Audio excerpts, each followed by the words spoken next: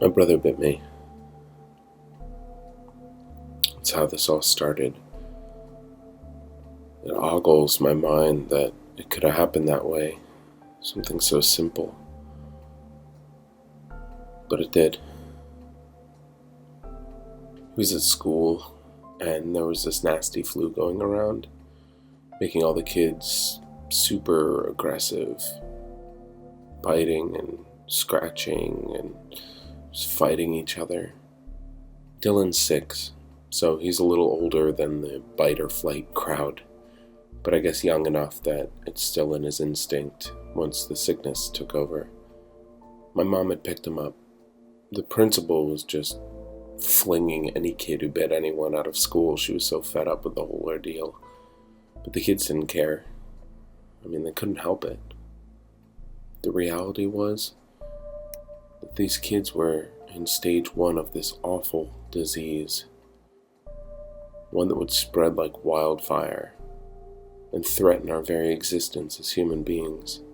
The disease started in the children because of their developing immune systems. It got in quickly and started reproducing and evolving so that it could conquer the rest of us. Some got it worse than others. Some rejected it. But at this point, all we knew was get bit and you'll want to bite. It started upstate, and it got to us from this family that got out of a town upstate just before the quarantine. This had been happening for about a week and had spread all throughout New York State and was heading towards the city. Once the state realized it was a real problem, they started calling in the military to quarantine the towns before it could hit the city, where it could really thrive. With all those millions of people packed in together, who knows how strong the strain could become?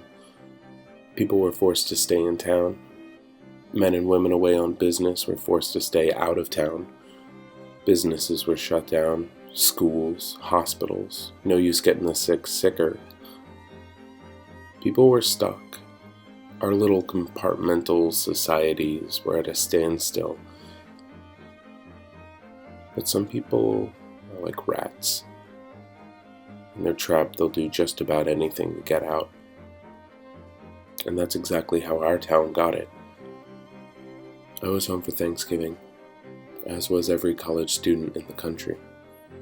And we were to stay home until further notice, until this thing was taken care of.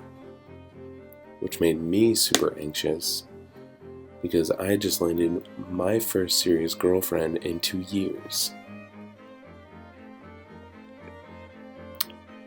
And I didn't want her to forget about me. But I also didn't want to text her too much. I had to play it cool. Most of our conversations were just thinking of you. Huh. Me too. Well, about you, I mean. LOL, come visit me. I don't have a car. I miss you. I miss you too. And then nothing. Why do I suck so bad at this? I needed to talk to her on the phone. But right then my mom got home with Dylan and sent him to his room. Or our room. Great. I resented my parents for making me share a room. But after college, who could blame them? I mean, my old room was turned into an office so my mom could become a photographer again. Now that parenting was settling down, she could have her life back. But in this moment, I was furious. I asked her, can't you just put him anywhere? Anywhere but here? But she reiterated that he was sick and asked me just to watch him until she could figure things out, and I'm a good kid, so I did. I watched him as he snarled his teeth at me, squished his back into a corner, and got really angry at his ears.